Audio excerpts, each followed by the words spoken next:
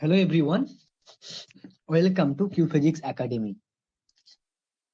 ये जो CIS और नीट और गेट का ये जो कोर्स है ना, बेसिकली CIS और नीट और गेट का जो सिलेबस है, उस सिलेबस को हम लोग बेसिकली फॉलो करने वाले हैं। ठीक है, इस कोर्स में आप लोगों को हर एक चैप्टर का वीडियो लेक्चर मिलने वाले हैं और जो प्रीवियस ईयर है उस प्रीवियस ईयर को असाइनमेंट के थ्रू उसका वीडियो सॉल्यूशन आप लोगों को मिलने वाला है। ठीक है, पर डे आप लोगों को एक वीडियो लेक्चर मिल जाएगा। आप लोग उस वीडियो लेक्चर को देखिए और उसको अपने कॉपी में हर एक पॉइंट को नोट कीजिए। ठीक है, आज ये जो लेक्चर सीरीज हम लोग स्टार्ट करेंगे, first of all this is the electrodynamics theory और इलेक्ट्रोस्टैटिक्स। फर्स्ट हम लोग डिस्कस करेंगे इलेक्ट्रोस्टैटिक्स, देन इलेक्ट्रोडायनामिक्स। देखो, इलेक्ट्रोस्टैटिक्स को समझने से पहले पहले डिफरेंट टाइप को कोऑर्डिनेट सिस्टम को बहुत अच्छे से समझना बहुत जरूरी है। This is the basic concept. Different type of coordinate system को समझना बहुत जरूरी है। Different type of coordinate system,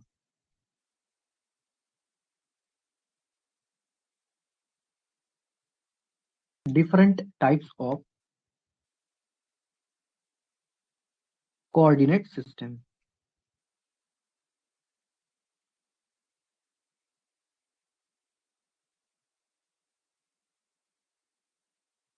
ठीक है, different type of coordinate system को बहुत अच्छे समझना बहुत जरूरी है। अब देखो, ये जो कोऑर्डिनेट है, थ्री टाइप का कोऑर्डिनेट सिस्टम है बेसिकली। फर्स्ट है कार्टेशियन कोऑर्डिनेट, फर्स्ट है Cartesian coordinate. Second spherical polar coordinate, spherical polar coordinate. Okay, spherical polar coordinate. और थर्ड जो है सिलेंड्रिकल कोऑर्डिनेट।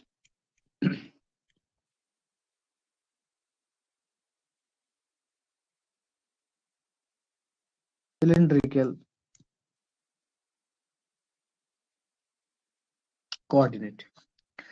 ठीक है, इस थ्री यूनिट्स के बारे में हम लोग अच्छे से we are discuss in quite nature. ठीक है, first of all Cartesian coordinate क्या है, इस कार्टेशियन कोऑर्डिनेट को हम लोग समझेंगे। What is the Cartesian coordinate?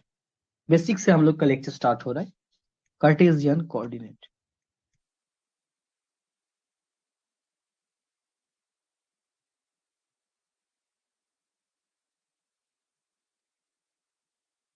Cartesian coordinate. तो कार्टेशियन कोऑर्डिनेट में देखो, actually the Cartesian coordinate cap, y cap or z cap are the unit vector in Cartesian coordinate system. So the pictorial diagram of Cartesian coordinate system is as like it. This is the x-axis, this is the y-axis, and this is the z-axis. And the its unit vectors are basically directed along x cap. This is along y cap, and this is along z cap. So in Cartesian coordinate system, any point is represented as a point represented as a any point represented as like p x comma y comma z। सो हम लोग इस point को p मान लेते हैं और इस point का coordinate x comma y comma z। ठीक है, अब देखो ये जो पॉइंट है ना, इस पॉइंट का पोजीशन वेक्टर बेसिकली हम लोग ड्रॉ करने वाले हैं from origin. This is the position vector and r vector. So position vector is equals to position vector r equals to basically x minus 0। Basically हम लोग पोजिशन वेक्टर को draw किया origin से, जिसका कोऑर्डिनेट 0,0 है।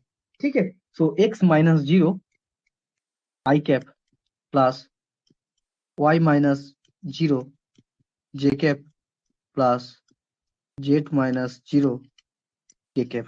सो the position vector is x I cap plus y j cap plus z k cap. So this is the position vector. Okay. Cartesian coordinate system में हम लोग पोजीशन वेक्टर को हम लोग बेसिकली कैसा उसका पोजीशन वेक्टर होगा उसका मैथमेटिकल फॉर्म के बारे में हम लोग थोड़ा सा डिस्कस किया।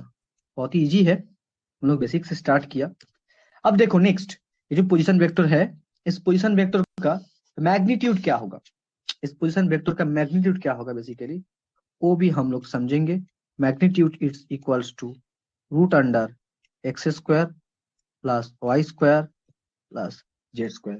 This is the position vector. अब देखो है ना, ये जो पॉइंट है इस पी में हम लोग अगर इलेक्ट्रिक फील्ड फाइंड करेंगे, इस पी पॉइंट में मान लिया इस ओरिजिन में एक चार्ज है, ये जो कार्टेशियन कोऑर्डिनेट बेसिकली हम लोग ड्रॉ किया था है ना, इसको इलेक्ट्रोस्टैटिक्स में हम लोग कैसे यूज करें वो हम लोग साथ साथ पढ़ेंगे।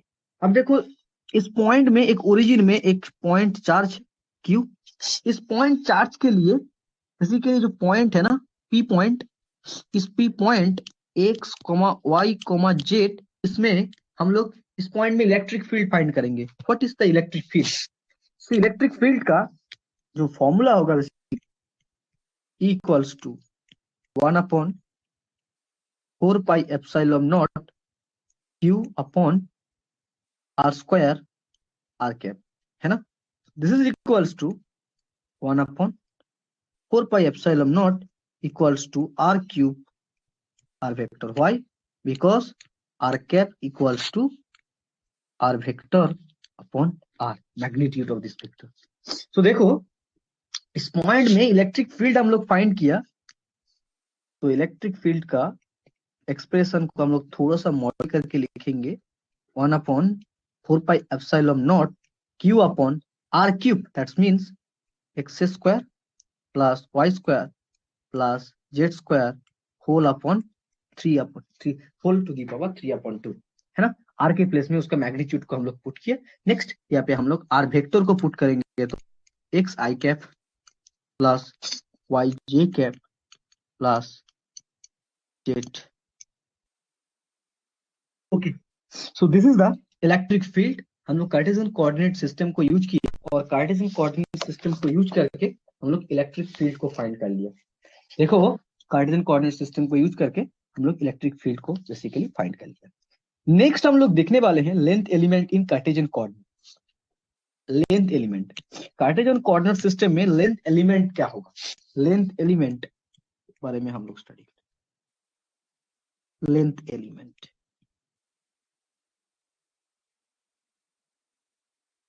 Okay, length element.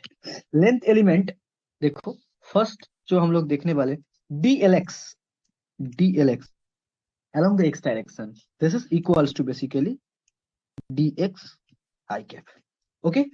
नेक्स्ट हम लोग देखने वाले हैं dly and that is equals to dy j cap, और थर्ड में जो है dlz equals to dz k cap। This are the length element in Cartesian coordinate system. ठीक है, हम लोग इस सारे कंसेप्ट को बाद में यूज करेंगे, तो इसलिए पहले इसके बारे में बहुत अच्छा खासा नॉलेज होना बहुत ही जरूरी है। ठीक है ना student. So dlx equals to dx I cap, dly equal dy j cap and dlz equals to dz k cap। हम लोग देखो कार्टेशियन कोऑर्डिनेट सिस्टम को स्टडी किया और कार्टेशियन कोऑर्डिनेट सिस्टम के लिए लेंथ एलिमेंट का फॉर्मूला क्या होगा वो भी हम लोग थोड़ा सा स्टडी कर लिए। नेक्स्ट हम लोग देखने वाले हैं ये जो लेंथ एलिमेंट को हम लोग किया, इसके बाद सरफेस एलिमेंट क्या होगा। Surface element one by one हम लोग डिस्कस करने वाले। सरफेस एलिमेंट क्या होगा कार्टेशियन कोऑर्डिनेट सिस्टम में, surface element, okay. Surface element देखो, सरफेस एलिमेंट dsx, हम लोग dsx को फाइंड करेंगे। फर्स्ट हम लोग dsx क्या होगा, dsx इसके लिए सरफेस एलिमेंट होगा basically dly into dlz, okay, dly into dlz, so it means dly it's equals to dy j cap into cross product D jet cap, so it's equals to dy dz I cross jet cap, and it's equals to, not I cross j cap jet cap, it's equals to dy dz x cap. So the surface element, it's equals to dsx equals to dy dz x cap. This is the surface element along x directions for Cartesian coordinate system. हम लोग इसको use करेंगे, ठीक है।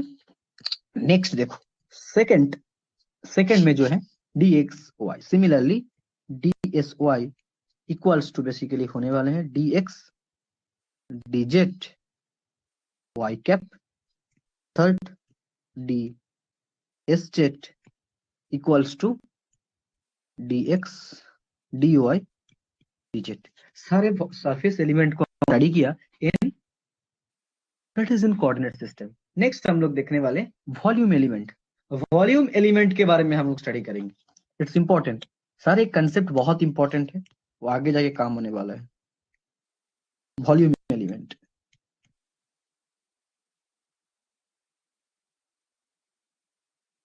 Volume element में देखिए dv it's equals to basically होगा dx dy और dz। This is the volume element in Cartesian coordinate system. Length element, surface element और वॉल्यूम एलिमेंट के बारे में हम लोग थोड़ा सा डिस्कशन किए। It's discussion is very important, ठीक है। नेक्स्ट हम लोग डिस्कस करेंगे स्फेरिकल पोलर कोऑर्डिनेट के बारे में। हम लोग सरफेस कोऑर्डिनेट के बारे में देखिए, सरफेस कोऑर्डिनेट के बारे में उसका जो पोजीशन वेक्टर होता है, इस पोजीशन वेक्टर के बारे में स्टडी किया। कॉरेस्पॉन्डिंगली हम लोग डिस्कस किया इलेक्ट्रिक फील्ड, उस पॉइंट में इलेक्ट्रिक फील्ड फाइंड करने के लिए उसका एक्सप्रेशन क्या होगा, ये वाला एक्सप्रेशन को हम लोग स्टडी किया। नेक्स्ट उसके बाद लेंथ एलिमेंट को हम लोग स्टडी किया, सरफेस एलिमेंट को हम लोग स्टडी किया, उसके बाद वॉल्यूम एलिमेंट को हम लोग स्टडी किया, है ना। तो this is the Cartesian coordinate system concept. Next हम लोग डिस्कस करेंगे स्फेरिकल पोलर कोऑर्डिनेट के बारे में। What is the spherical polar coordinate? In spherical polar coordinate में, ठीक है, इन स्फेरिकल पोलर कोऑर्डिनेट में इसका लिमिट क्या होगा, ठीक है। हर एक कोऑर्डिनेट को कार्टेशियन कोऑर्डिनेट सिस्टम और स्फेरिकल पोलर कोऑर्डिनेट सिस्टम के बीच का रिलेशन क्या है, सारे हम लोग देखेंगे। उसके साथ साथ लेंथ एलिमेंट, सरफेस एलिमेंट और वॉल्यूम एलिमेंट, सारे के बारे में हम लोग थोड़ा सा डिस्कस कर लेंगे। ओके, चलिए हेडिंग डाल लीजिए स्फेरिकल पोलर कोऑर्डिनेट। हेडिंग डाल लीजिए स्फेरिकल पोलर कोऑर्डिनेट।